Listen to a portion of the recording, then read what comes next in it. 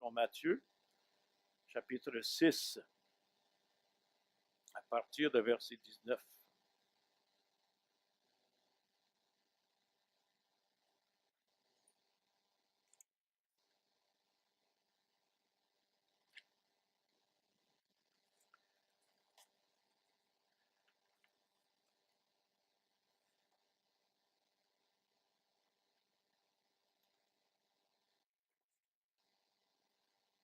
Et afin de ne pas surprendre quelqu'un d'autre, je vais le lire. Matthieu, l'Évangile selon Matthieu, chapitre 6, à partir du verset 19. Voici la parole de Dieu. Ne vous amassez pas des trésors sur la terre, où la teigne et la rouille détruisent, et où les voleurs percent et dérobent. Mais amassez-vous des trésors dans le ciel, où la teigne et la rouille ne détruisent point, et où les voleurs ne percent et ne dérobent. Car là où est ton trésor, là aussi sera ton cœur. L'œil est la lampe du corps. Si ton œil est en bon état, tout ton corps sera éclairé. Mais si ton œil est en mauvais état, tout ton corps sera dans les ténèbres. Si donc la lumière qui est en toi est ténèbre, combien seront grandes ces ténèbres? Nul ne peut servir deux maîtres, car là où il haïra l'un ou aimera l'autre, ou il s'attachera à l'un et méprisera l'autre. Vous ne pouvez servir Dieu et Mammon.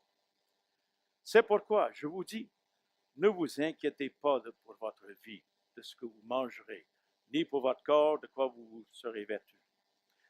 La vie n'est-elle pas plus que la nourriture et le corps plus que le vêtement? Regardez les oiseaux du ciel. Ils ne sèment ni ne moissonnent, et ils n'amassent rien dans les greniers. Et votre Père céleste les nourrit. Ne valez-vous pas beaucoup plus qu'eux?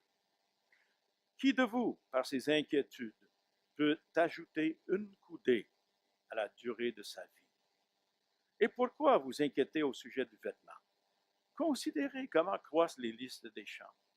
Ils ne travaillent ni ne filent. Cependant, je vous dis que Salomon même, dans toute sa gloire, n'a pas été vêtu comme l'un d'eux. Si Dieu revêt ainsi l'herbe des champs qui existe aujourd'hui et qui demain sera jetée au four, ne vous vêtira-t-il pas, à plus forte raison, gens de peu de foi?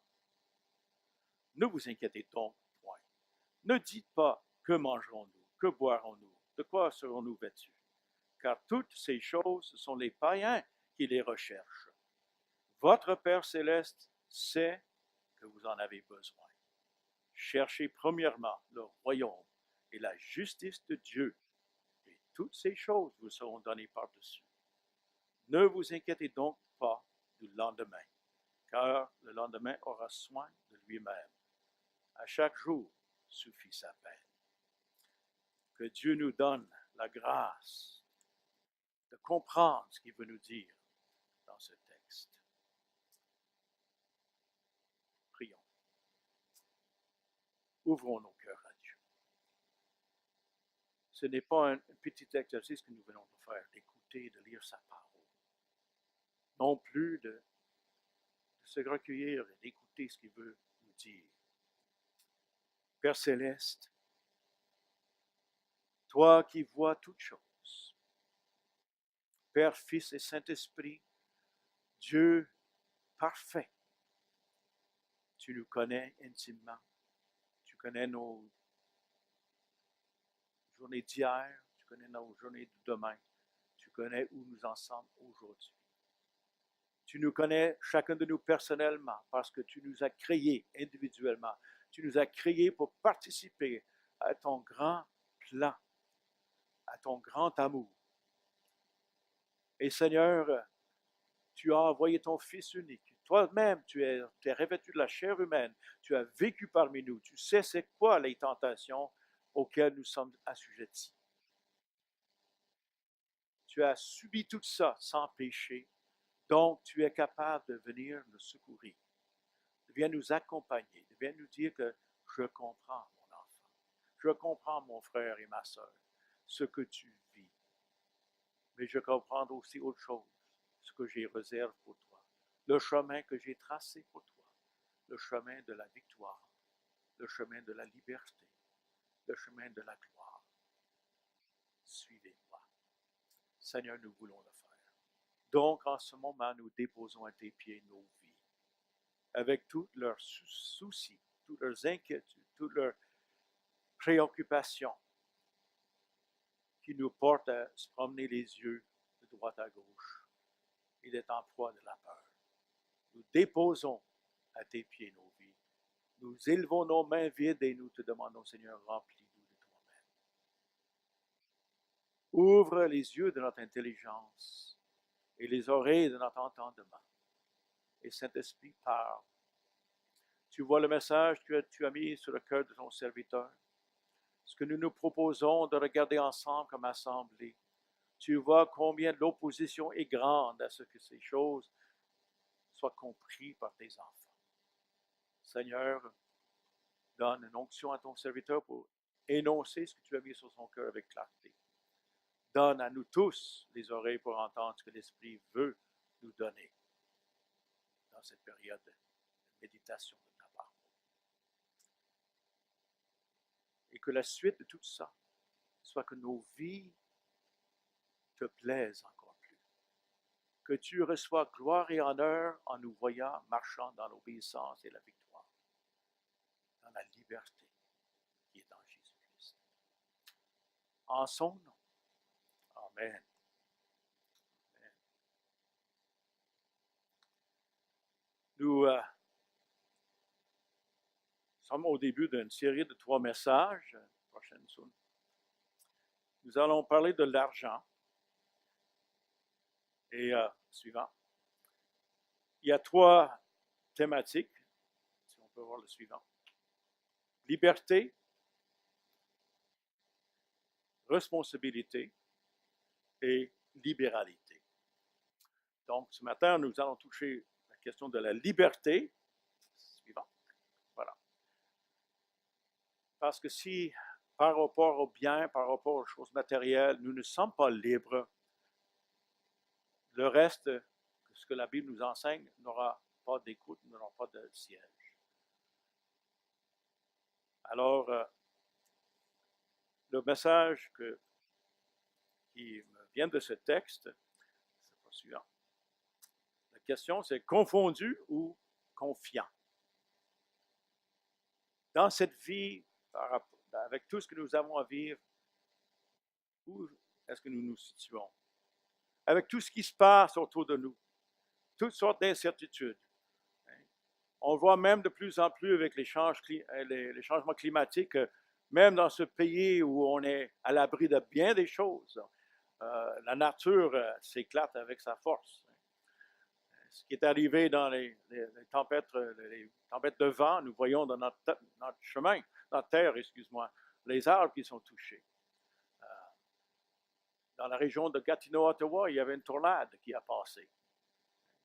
Parfois, ça nous touche de près. J'ai une fille et ses enfants. L'école secondaire à côté du cégep de mon petit-fils a pris feu. Donc, il y a des gens atteints, touchés. Et la nature a des malgré qu'on n'a pas contrôlé. Ici, on était dernièrement dans une réunion du village au sujet des questions des rivages, les dangers avec les marées qui sont de plus en plus hautes et les dangers d'inondations qui nous menacent, nous les riverains. On a la bourse qui monte et descend, on a toutes sortes de choses dans le monde qui peuvent créer des incertitudes. Et peut-être dans nos propres vies, sécurité au travail, tout ça. Comment cela nous fait sentir? Si on le voit, on peut être comme Pierre qui marchait sur les eaux. À un moment donné, il s'est arrêté de voir Jésus, puis il voyait les vagues et les vents, puis sa compréhension de pécheur dit, ça ne marche pas que marcher sur les eaux, puis il a coulé. Nous avons un danger de faire attention trop à des choses qui ne sont pas permanentes. Donc, si on considère ça, comment est-ce qu'on se sent? Est-ce qu'on se sent insécure? Dans bien des choses, les chrétiens vivent des choses où on vit dans l'insécurité et ça nous donne un avenue d'écouter la chair et d'agir comme si on n'était pas des enfants de Dieu. Jésus parlant de son auditoire dans ce texte qui comprenait plusieurs choses. Euh, D'abord, excuse-moi, on va aller plus loin. On suit mes consignes. Donc, insécurité. Le dictionnaire nous décrit ça comme un manque de sécurité. Alors, c'est quoi sécurité? D'abord, trois choses qu'on trouve dans le dictionnaire. Sécurité, c'est un état d'esprit confiant et tranquille de celui qui se croit à l'abri du danger. Donc, les synonymes sont des assurances, calme, confiance, tranquillité. La Bible dit, dans la tranquillité, c'est ton espoir. Une autre façon de définition, c'est une situation, un état tranquille qui résulte de l'absence réelle du danger. Sûreté. On parle d'une paix intérieure. C'est ça, sécurité. Organisation. Quand il y a une sécurité dans l'organisation, des conditions matérielles, économiques, politiques propres à créer un tel état. Donc, comment on parle de l'Église? Est-ce que l'Église est en sécurité? Est-ce que ces choses sont là? Jésus a dit quelque chose qui nous aidera à ce point ici, dans les versets 22 et 23. Il dit, l'œil est la lampe du corps. Si ton œil est en bon état, tout ton corps sera éclairé. Mais si ton œil est en mauvais état, tout ton corps sera dans les ténèbres. Si donc la lumière qui est en toi est ténèbres, comment seront de grandes des ténèbres? Jésus est en train de dire, qu'est-ce que nous voyons, notre point de vue, notre optique, ce qu'on fait, la lumière qui entre, si notre œil est de mauvais état, on filtre ça. Les messages qu'on se donne sont déjà pollués, puis nous sommes dans un mauvais état. Nous vivons dans les temps où, excuse-moi, la société autour de nous court à sa perte. Elle chemine des valeurs. Elle fait entrer dans les écoles des valeurs qui sont contraires à ce que nous tenons comme valeurs bibliques. On a vu hier dans les nouvelles en Ontario tout un émeute des étudiants qui veulent cette nouvelle éducation sexuelle, qui promouvoit à partir de troisième année, qui veut mettre dans la tête des gens ce qui est normal, ce qui est anormal. Mais qu'est-ce que tu veux quand une société a jeté les balises que Dieu a posées? On va à la dérive. Et c'est ça que la Bible nous parle. Le monde va aller de plus en plus à la dérive parce que le monde ne tient pas contre Dieu. Mais nous ne sommes pas dans ce monde. Nous sommes dans le monde et parfois on peut être influencé. Notre œil, notre vision peut être influencée avec ses pensées. Jésus dit attention, ce que notre passion de voir les choses est importante. Est-ce que c'est la lumière qui vient allumer notre intelligence? La Bible a noté, ce commentaire il dit, pour choisir entre le bien et les biens de la terre et ceux du ciel, il faut avoir une vue claire et nette des choses. Car, verset 36, 9 nous dit, car auprès de toi est la source de vie. Par ta lumière, nous voyons la lumière. Puis un autre Psaume 119, on dit que ta parole est une lampe à mes pieds, une lumière sur nos sentiers. Nous autres, c'est la parole de Dieu qui est la lumière. Et la parole de Dieu vit en nous. C'est la lumière qui connecte avec cette lumière-là. Mais mes chers amis, nous avons besoin de prêter attention à la lumière et comment on voit les choses. Donc, en tant qu'enfants de Dieu, ceux et celles qui croient en Dieu avec une foi vivante, ce que Jésus dit dans ce passage nous appelle à considérer trois dimensions de nos vies terrestres du point de vue céleste. Nous sommes pieds à terre, mais nous sommes ici comme des citoyens du ciel. Pour chacune de ces dimensions, nous devons nous poser une question pour exposer nos pensées à la lumière. Donc, c'est ça que je vais m'affairer à faire ce matin. Je m'excuse, il n'y a pas beaucoup d'images, mais je vais vous donner les textes. Mais on va regarder trois dimensions que nous devons examiner par rapport à notre vie terrestre, mais de point de vue céleste. Et je vais vous poser une question. Je vais se poser une question à la fin de chacune de ces sections. D'accord? Premièrement, suivant ça, les biens terrestres. Ce que Jésus d'abord, il y a une exhortation ici avec un côté négatif et positif. Donc, je ne sais pas si vous avez remarqué ça dans ce que Jésus dit ici. Ne vous amassez pas des trésors ou des richesses, selon la Bible français courant, sur la terre, mais amassez-vous les trésors dans le ciel. Donc, ce que Jésus dit que l'idée de ramasser des choses, les trésors ne sont pas juste en argent. On le voit ici, la rouille et la teigne, c'est parce que ça font des vêtements et des autres choses. Plus qu'on on a besoin d'un warehouse, on a besoin d'un entrepôt, on a besoin d'un cachot pour les garder.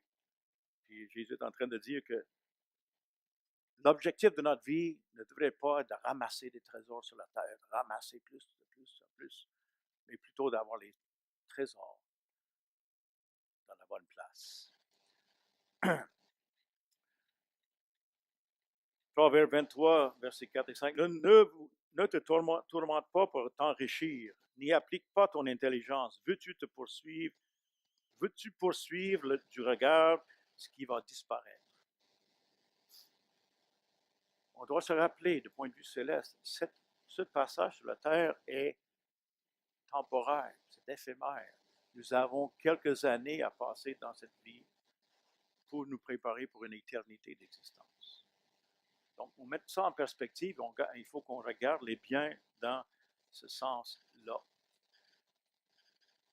Puis, je pense que j'ai ça dans le prochain cliché. Oui, c'est peut-être un peu trop petit. Ah non, OK.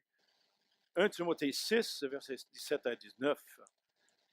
Paul écrit, recommande aux riches du présent siècle de ne pas être orgueilleux, de ne pas mettre leur espérance dans des richesses incertaines, mais de la mettre en Dieu qui nous donne avec abondance toutes choses pour que nous en jouissions. Voilà, ça vient à travers la parole de Dieu. On a le besoin, on doit se parler que nous qui sommes nous vivons tellement dans un contexte où le matériel semble être plus réel que le spirituel, que nous pouvons être en danger de voir l'accumulation de nos richesses comme un signe de notre sécurité. Et Paul se joint à Jésus, on dit, il faut faire attention. Faire attention de tourner notre espérance et mettre ça dans ce que Dieu nous donne, au lieu de mettre ça dans le Dieu qui nous donne. Donc, il y a un principe derrière l'exhortation, prochain cliché. Car là où est ton trésor, là aussi sera ton cœur. Et c'est effrayant. Si on veut savoir les dispositions du cœur, on va voir quelles sont les choses que nous chérissons. Okay? Prochain cliché. Un des commentateurs dit quelque chose. C'est quoi un trésor? C'est quelque chose que j'aime, que l'âme possédera et qu'elle considérera comme la meilleure. J'aime ça. Notre trésor, c'est quelque chose que mon âme possédera et que moi, je considère ça le meilleur. Si j'avais des choix à faire entre tout ce que je veux, c'est ça que je veux avoir. Jésus a donné un exemple quand il parlait de la parabole de la perle à grand prix. Il y a un marchand qui est passé dans un champ, il a trouvé une perle à grand prix, et il l'a cachée, il a vendu tout ce qu'il avait pour acheter le terrain pour avoir la perle. Le trésor, c'est ce que nous valorisons plus que toute autre chose. Ça, c'est notre trésor. Deuxième commentaire de lui. L'homme aime ce qu'il croit lui procurer son suprême bien. Ici, c'est une question de où est notre foi. En quoi est-ce que notre foi? On aime ce que nous croyons va procurer mon suprême bien. C'est comme ça marche dans notre tête. Donc, c'est pour ça que c'est important d'aligner. Là où est notre trésor est notre cœur. Puis là où est notre cœur, c'est là qu'on investisse notre énergie, nos pensées, notre temps, notre argent. Parce que tout suit notre cœur. Puis il y a une déclaration catégorique dans ce qui suit. Prochaine.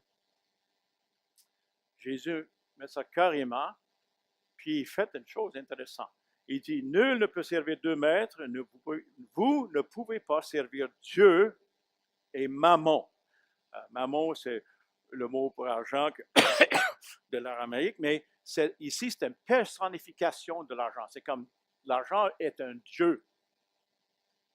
Et pour beaucoup de monde, l'argent est un dieu. Le contraste est absolu. On ne peut pas servir Dieu et la poursuite des biens. Martin Luther, il dit, avoir de l'argent et du bien, ce n'est pas un péché, mais ne le laisse pas devenir ton maître, qu'il te serve et que tu sois son maître. L'autre commentaire qu'on a de Tasker dit que Jésus, en utilisant le langage de l'esclavage, et puis c'est ça, souligne de nouveau la vérité qu'on ne peut pas en même temps ramasser des trésors célestes et des trésors terrestres. Car l'appartenance singulière et le service à temps plein font la base de l'esclavage. L'accumulation des richesses est une occupation si captivante que tôt ou tard, l'argent amène ses victimes dans l'esclavage. Ensuite, il les dirige au point où ils méprisent le Dieu qu'ils avaient imaginé pouvoir servir de façon limitée. Donc, une pensée, des questions d'esclavage. La Bible nous dit que nous sommes esclaves de ce qui nous domine.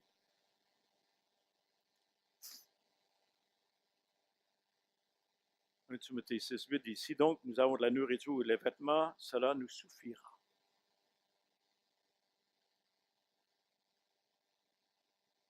Philippiens 3,7, mais ces choses qui étaient pour moi des gains, je les ai regardées comme une perte à cause de Christ. Voici le témoignage de l'apôtre Paul. Les choses étaient matérielles, mais aussi immatérielles. Les accolades, toutes ces expériences, toutes ces richesses passées. Paul ne permettait pas qu'il devienne esclave de ces choses parce qu'il poursuivait Dieu. Matthew Henry, un autre divin, on peut dire un auteur, un commentateur du 17e siècle, 18e siècle, ça fait loin, mais quand même assez solide. Le moi, intéressant, le moi, c'est l'unité sur laquelle la Trinité mondaine est centrée. Intéressant. Le moi est une Trinité aussi. On sert Dieu. La sensualité, le séculier et soi-même. Ça, c'est la Trinité charnelle, mondaine. Voici le mammon qui ne peut être servi en conjonction avec Dieu. Parce que si on cherche autre chose, mes chers amis, que Dieu, nous sommes en train de suivre Adam et Ève. Écoutant le diable, il y a autre chose que Dieu n'est pas assez bon que ce qu'il nous déclare, c'est pour notre bien-être. Souvent, quand je vois ce qui se passe et je vois comment même les gens qui se disent chrétiens, qui commencent à laisser l'influence de voir les choses, et même les Écritures à travers le monde, ils ouvrent la porte à toutes sortes de choses. Je dis, la pensée, est-ce que Dieu n'est pas assez bon? Si Dieu est vraiment bon, donc ce que Dieu a révélé est pour notre bonheur. Mais c'est notre croyance. Et le diable est toujours là pour dire, Dieu a-t-il réellement dit? Dieu veut-il réellement ça pour toi? Si on ignore la parole de Dieu, on est victime rapidement. Parce qu'il sait comment parler à notre chair, à notre moi. Cette trinité, la sensualité, le séculier et soi-même. Et vite, on vire du chemin. Donc la question, voilà,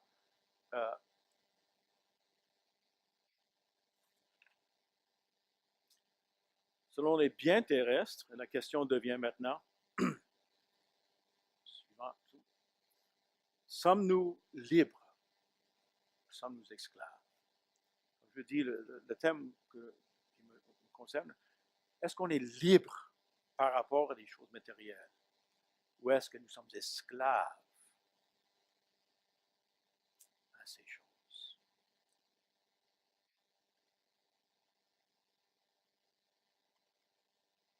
Donc, la première dimension, c'est les biens terrestres. Le deuxième, c'est les besoins fondamentaux. Ici, il y a l'exhortation négative. Ne vous inquiétez donc point. Ne dites pas que mangerons-nous, que boirons-nous, que serons revêtus. Donc, les besoins, on a tous des besoins valables. Parce que Dieu nous a fait ainsi. Nous vivons des êtres incarnés, des êtres matériels comme immatériels. On a des besoins.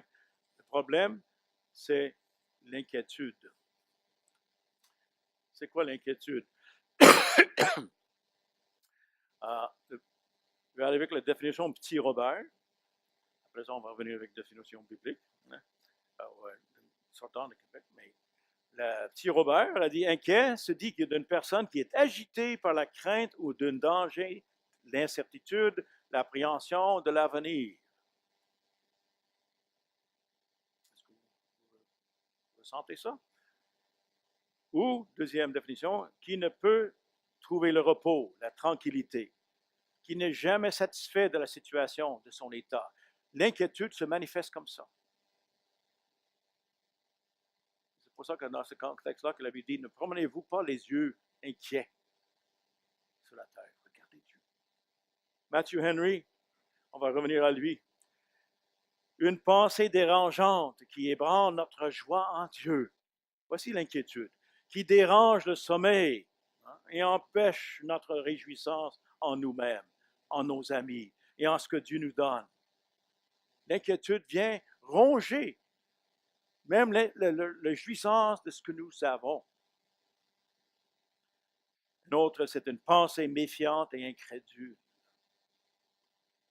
L'inquiétude, au fond, ça dit, Dieu n'existe pas, comment est-ce que je vais m'arranger? Et pour un croyant, ça c'est dangereux, n'est-ce pas? De dire, je crois en Dieu, mais Dieu n'est pas capable. Dieu n'est pas tout puissant. Dieu n'est pas tout connaissant. Il n'est pas tout présent. Quel Dieu est-ce que je sers dans ce moment-là? S'il n'est pas capable, il faut que je m'arrange. Il ne faut pas qu'on se fouettait avec ça, mais on réalise que notre foi passe par des étapes et on parvient à une foi qui est forte pour avoir laissé la parole nous interpeller. Je me rappelle l'exemple de notre père Abraham, qui est la vie d'un homme qui progressait dans la foi. Il commençait comme quelqu'un, tout le monde entier était idolâtre. Mais il a entendu la voix de Dieu, puis il commençait à le suivre tranquillement. Ça a pris du temps.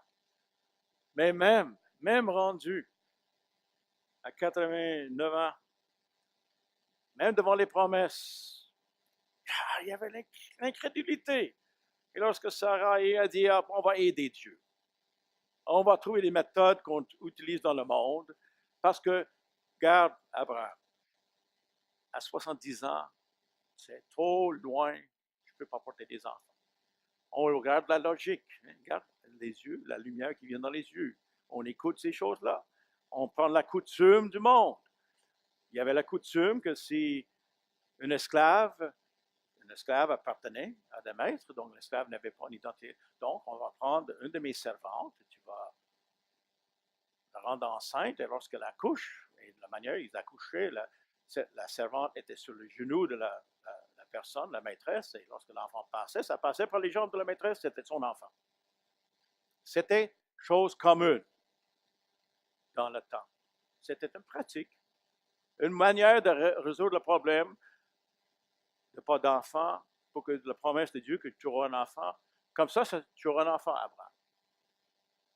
Et ce que Sarah est en train de dire, je n'ai pas la foi en Dieu qui puisse le faire avec moi. Puis on sait ce qui arrive. Quand on essaie d'aider Dieu, ça crée toujours des petits problèmes. Un des plus grands conflits entre peuples dans le monde actuel, c'est à cause des deux enfants d'Abraham. Donc, quand même, Dieu travaille avec ça.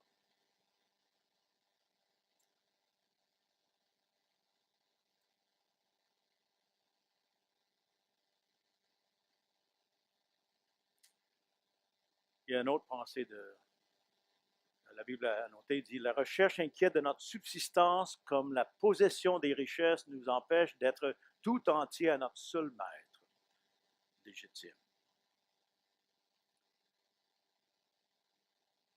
Si on veut connaître Dieu, on veut approcher Dieu, il faut découvrir les choses qui nous empêchent.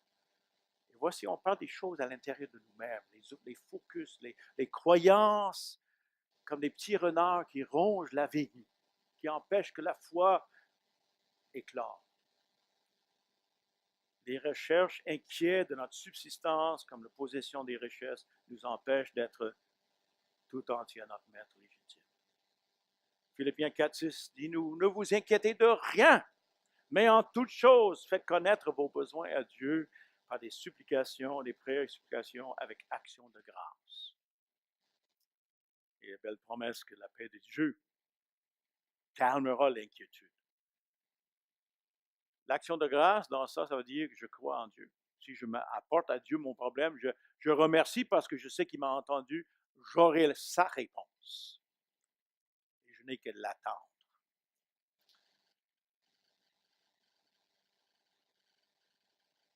Jésus dit ici, qui de vous, par ses inquiétudes, peut ajouter une coudée, là, 18 pouces, à sa vie? Toute une question. Hein? Nous savons quand c'est le contraire qui arrive. Les inquiétudes raccourcissent la vie.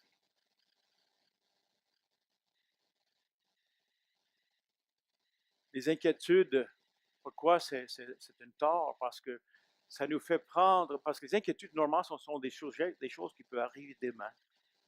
Les peut-être, les dangers pas tout à fait réels, peut-être reliés à un problème réel, mais on extrapole, on dit que si ça arrive, on se sert de l'énergie que Dieu donne aujourd'hui, on le dépense pour les choses qui ne sont pas, puis on n'a pas l'énergie pour aujourd'hui. Jésus va venir à la fin des choses pour dire que chaque jour suffit sa peine. Il y a ce principe. Mais l'inquiétude, c'est de jouer le rôle de Dieu. De dire que Dieu, il ne pense pas à ces choses, il faut que je pense pour lui. Mon problème, c'est que je peux y penser, mais je ne peux rien faire, donc ça ronge. Je perds le sommeil. Je développe les ulcères ou la haute pression. Ce matin, je n'étais pas encore clair, tous les éléments du culte, ma pression était haute.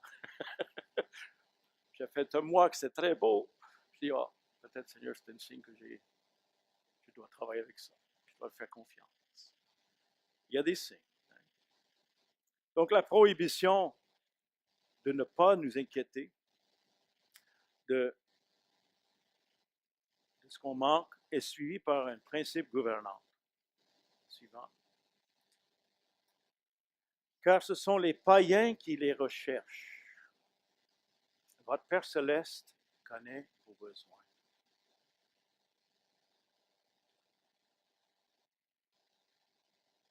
Ce prochain cliché. Jésus condamne ici l'inquiétude, non pas seulement parce qu'elle est inutile, mais aussi parce qu'elle indique l'incrédulité et ainsi elle est symptomatique d'un manque d'avoir mis les premières choses en première place.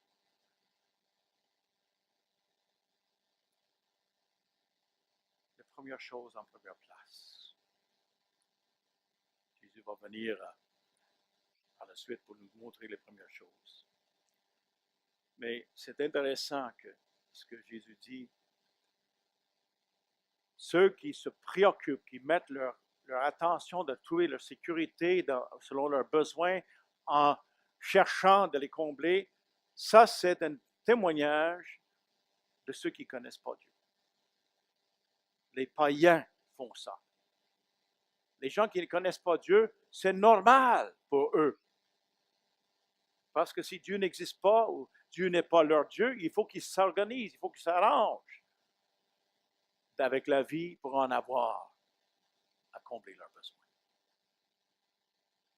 Donc, si Jésus dit, c'est les païens, donc ça veut dire, c'est pas pour vous ça. Cette préoccupation-là devrait sonner des alarmes. Les clignotants sur le tableau de bord de notre voiture de vie devraient nous alarmer que, hey, on est sur une mauvaise voie, il y a quelque chose qui ne marche pas dans la bagnole. L'apôtre Jean, dans son épître, dit, n'aimez point le monde, ni les choses qui sont dans le monde. Si quelqu'un aime le monde, l'amour du Père n'est point en lui. Et tout ce qui est dans le monde, la convoitise de la chair, la convoitise de les yeux et l'orgueil de la vie ne vient point du Père, mais vient du monde. Encore, c'est le moi. Donc, sans Dieu, je convoite. Je n'ai pas assez de ça, j'ai besoin de ça, j'ai besoin de ça. Je suis préoccupé pour combler ce que je considère quand Dieu n'est plus là. Donc, c'est les païens qui sont comme ça, dit Jésus. Même Paul se plaint en Philippiens, car il y a plusieurs qui marchent en ennemis de la croix de Christ. Je vous ai souvent parlé, et j'en parle maintenant encore en pleurant. Leur fin sera la perdition. Ils ont pour Dieu leur ventre. Le ventre, c'est le siège des émotions. C'est le langage biblique. Le ventre, les tripes sont là, les émotions. Et c'est des émotions que sont leur Dieu. Ils sont guidés par ce qui leur tente. Ils mettent leur gloire dans ce qui fait leur honte. Ils ne pensent qu'aux choses de la terre. Mais notre cité à nous est dans les cieux, d'où nous attendons aussi comme sauveur le Seigneur Jésus-Christ. On doit se rappeler, nous sommes passagers sur terre. Nous sommes des êtres humains glorifiés. On est déjà un pied dans le ciel. Le ciel, c'est notre patrie, d'où on attend l'apparition. On veut que son règne vienne, on veut que ça se manifeste maintenant, mais on a hâte que ça vienne manifeste pleinement. On a juste l'avant-goût. Puis Pierre nous dit, déchargez-vous sur lui de tous vos soucis, car il prend soin de vous. Au lieu de se laisser aller avec l'inquiétude, nous qui ne sommes pas capables d'arranger bien de choses dans la vie. On n'a aucun contrôle sur la température, on n'a pas de contrôle sur les autres. Parfois, on n'a pas le contrôle sur nous-mêmes. On est mieux de décharger nous sur lui pour qu'il puisse prendre soin de nous.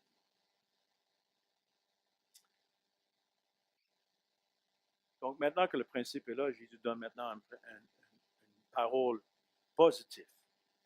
Suivant. Cherchez premièrement. Que les premières choses soient premières. Pour nous, les enfants de Dieu, les premières choses doivent être le royaume et la justice de Dieu. Le royaume et la justice de Dieu. Comment ça se manifeste? On est dans une situation, il y a un manque, on a besoin de payer une facture, on a besoin de guérison, besoin d'être relevé, besoin d'énergie, besoin de quelque chose. Au lieu de regarder et focuser sur le manque, on regarde, Seigneur, dans cette situation-là, qu'est-ce qui va te glorifier? Qu'est-ce que tu veux faire pour honorer ton nom? Qu'est-ce qui est juste? Donc, la justice traite les actions correctes dans nos relations, dans notre affaire avec ce monde. Donc, Seigneur, d'abord, qu'est-ce qui est en ligne avec ta volonté, ton règne? Comment est-ce que tu puisses être vécu et vu comme celui qui règne dans cette situation-là? Puis, qu'est-ce qui est juste? Comment est-ce que je dois me comporter pour favoriser ça? Et Jésus lui dit, si on se préoccupe de la gloire de Dieu, son règne, sa justice. Rappelez-vous, c'est sa justice, pas la nôtre. Toutes ces choses, quelles choses? Les besoins. Manger, vêtements, abri, tous les besoins fondamentaux, ils vont être donnés comme un par-dessus. De manière que ça exprime, ils sont donnés comme un par-dessus, comme un extra. Mais ils ne sont pas des extras, on a des besoins. Mais quand on arrive à les aider que notre relation avec Dieu, c'est notre besoin.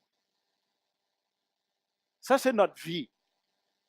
D'être branché à celui qui est le créateur de la vie, celui l'auteur de la vie, celui qui est le rédempteur, qui nous restaure dans une relation. Il est la vie. Si on a Dieu, on a tout. Puis si on sait comment faire affaire avec Dieu, nous vivrons que nous aurons tous pour accomplir sa volonté. Ça ne dit pas toujours qu'on va manger à notre faim. Paul a dit, j'ai dû apprendre à être dans la disette. J'ai dû apprendre à être en abondance. D'un extrême à l'autre, ce qui doit nous préoccuper, Seigneur, comment est-ce que moi, en tant que ton serviteur, ta servante, je puisse t'honorer et glorifier? Qu'est-ce qui va t'amener une occasion pour te manifester dans ce monde? Et si c'est notre préoccupation, mes chers amis, Dieu donne le besoin, mais il donne beaucoup plus. Il donne une révélation de lui-même. Il nous amène à découvrir notre vie. Puis les besoins deviennent comme, c'est un extra. Un extra. Quand on jeûne, comme notre sœur Myriam nous aime nous rappeler, on se prive de nécessaire pour justement focuser, de devenir à Dieu, dit Seigneur, nous avons besoin de toi plus que ces choses.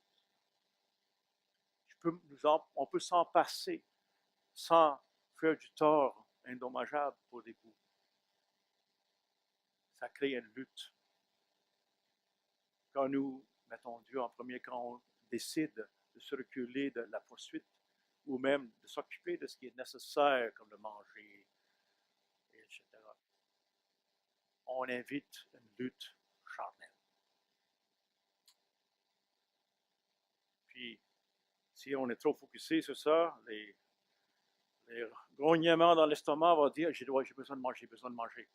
Et si on est vraiment dans ça, le grognement va dire j'ai besoin de prier, j'ai besoin de prier. Vous voyez? Parce qu'on l'a fait intentionnellement pour Dieu. Et on apprend que oui, l'homme ne vivra pas de pain seulement, mais de toute parole qui sort de la bouche de Dieu. Nous sommes des êtres éternels. Puis notre Père éternel sait de quoi nous avons besoin. Il ne nous laissera pas manquer le nécessaire pour l'honorer. On peut être assuré de cela. Je pense que j'ai une citation ici. D'Origène, oui, un des pères de l'Église. Demandez des choses importantes et des petites choses vous seront ajoutées.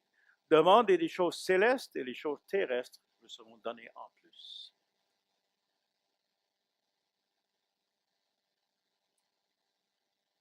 Dans le passage parallèle en Luc 12, ne crains pas, point petit troupeau, car votre Père a trouvé bon de vous donner le royaume. Ça, c'est la phrase qui suit. Cherchez d'abord, premièrement, le royaume de Dieu. Votre Père céleste a trouvé bon de vous donner le royaume. On doit regarder notre héritage. Donc, la question, à la lumière de cette attitude pour nos besoins fondamentaux, c'est celle-ci. Sommes-nous confiants ou craintifs face à quand on considère nos besoins? Vivons-nous dans la crainte ou vivons-nous dans la confiance? La réponse à ça va nous dire le travail que le Seigneur a à faire pour nous, qu'on se range de ce que Jésus dit ici. Puis la troisième section, c'est un peu plus court, mais quand même, le principe.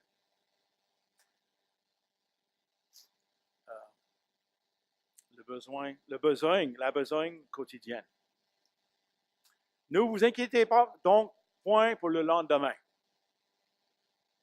Et rappelez-vous que je dis inquiétude, ça s'occupe du lendemain. Ce qui n'est pas encore là, ce qui n'est pas réel. Le futur n'est pas là.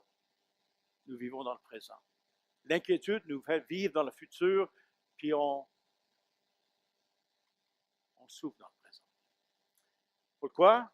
Car le lendemain aura soin de lui-même. Martin Luther a dit ceci.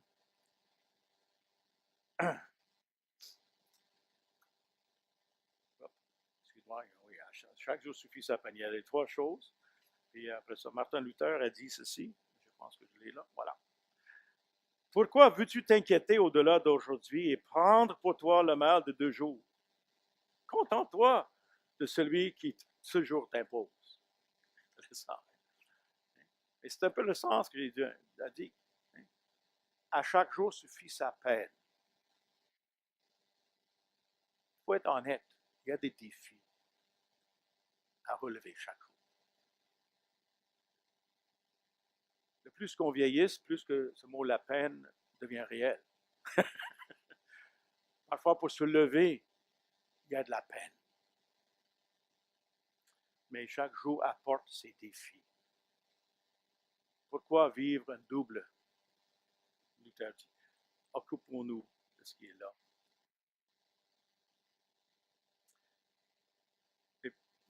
Le psaume dit, recommande ton sort à l'Éternel, mets en lui ta confiance et il agira. Le psaume 37, 5. Encore le psaume 55, 23, remets ton sort à l'Éternel, il te soutiendra, il ne laissera jamais chanceler le juste. Donc, quand ça vient pour la besogne quotidienne, ce que nous sommes appelés à vivre et à faire, notre travail pour lui, on ne devrait pas nous inquiéter non plus là-dessus. On marche un jour à la fois avec ce qu'on a. Ça porte aussi, on a une tendance comme rêveur, on veut faire d'autres choses, on veut faire d'autres choses. Parfois, on peut être tellement dans nos rêves pour ce qu'on aimerait faire qu'on méprise le travail que Dieu nous donne à faire aujourd'hui. Tandis que la Bible nous dit, tout ce qu'on fait, on doit faire pour la gloire de Dieu.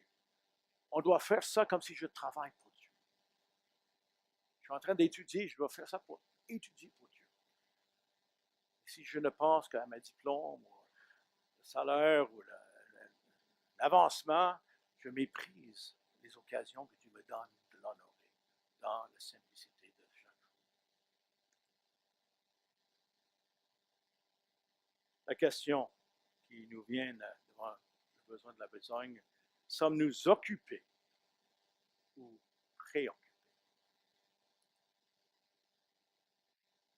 Les gens préoccupés avec leurs soucis, avec d'autres choses que ce qui est sur leur assiette, sont des gens qui contribuent à la confusion et confondent les choses dans la vie. Alors, nous sommes des gens efficaces. Mais quand on est occupé à faire ce que Dieu nous donne à faire aujourd'hui, on va arriver à accomplir la mission qu'il a pour nous, la vie.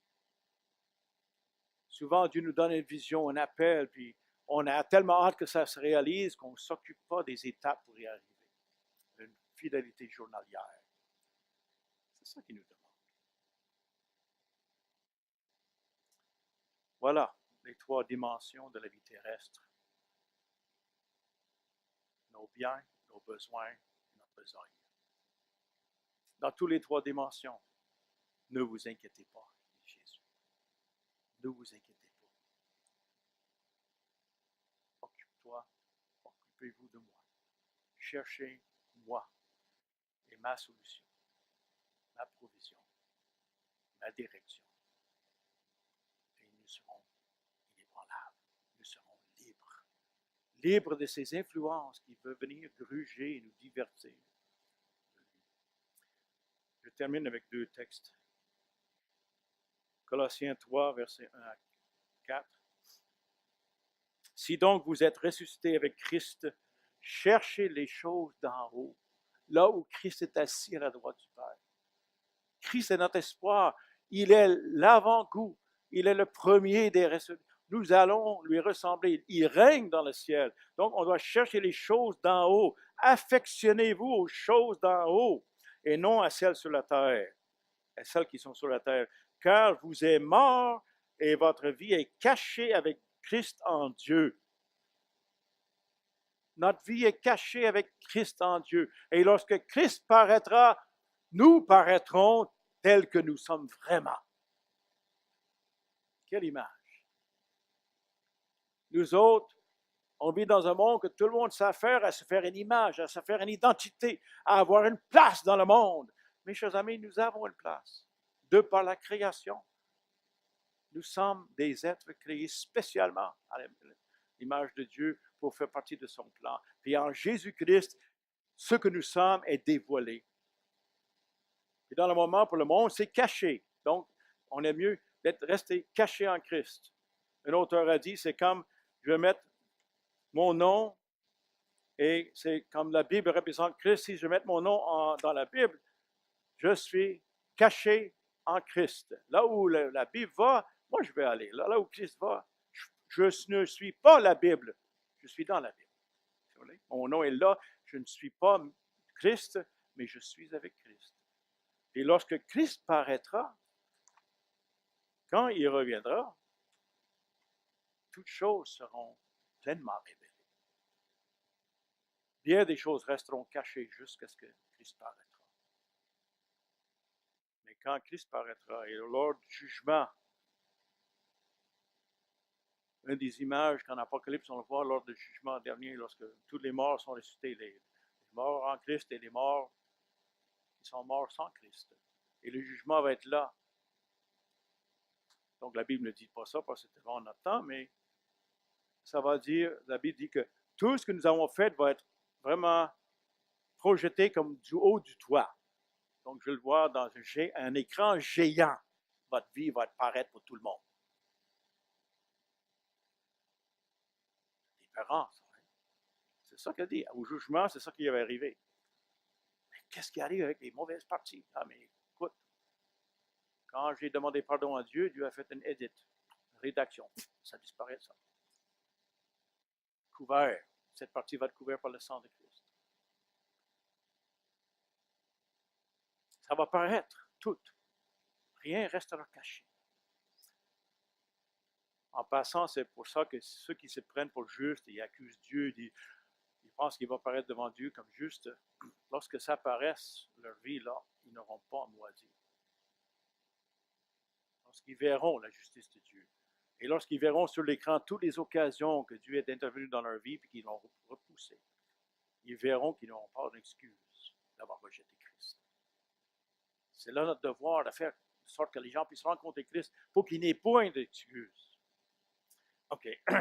Et puis, deuxièmement, Proverbe 3, 5 et 6. Confie-toi en l'Éternel de tout ton cœur et ne t'appuie pas sur ta sagesse. Reconnais-le dans toutes tes voies et il aplanira tes sentiers. Quelle promesse. Quel défi de se confier à l'Éternel en toutes choses. Notre intelligence sert à quelque chose, mais ça doit se prosterner devant la sagesse de Dieu.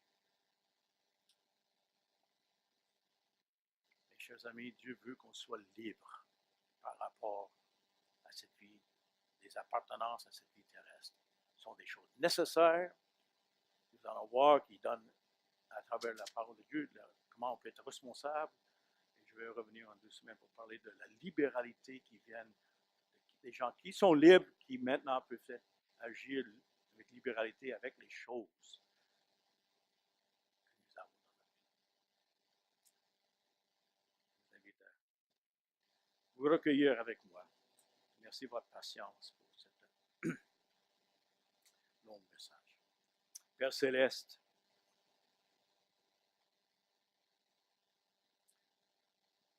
nous avons été créés en Jésus-Christ pour être libres. Il y a bien des choses dans nos vies, Seigneur, qui sont éclairées non pas par la parole de Dieu, mais par la vie antérieure et la vie qui nous entoure.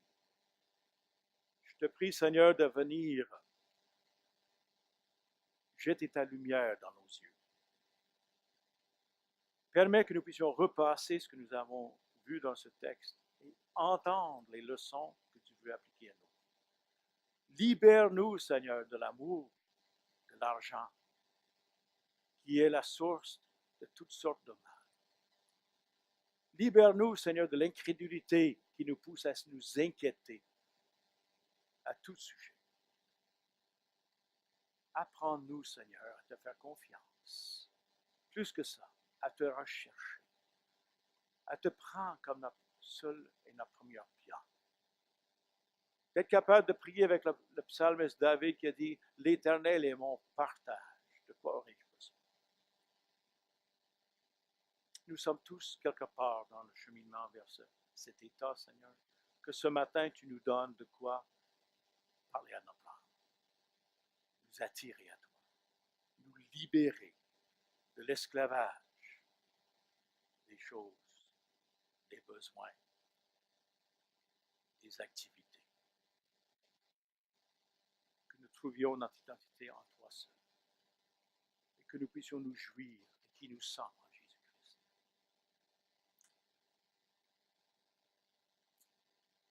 Je te loue, Seigneur, parce que tu vas continuer à faire ton travail. Je te loue pour ce que tu fais dans ma vie. Et j'espère pour mes frères et sœurs que nous puissions continuer de marcher de plus en plus dans la liberté qui nous est donnée en Jésus-Christ. Et de ne nous rendre pas plus esclaves des choses terrestres, des choses temporaires, des choses qui sont destinées à nos biens et à notre domination. Sois le maître et sois honoré par la façon que ton peuple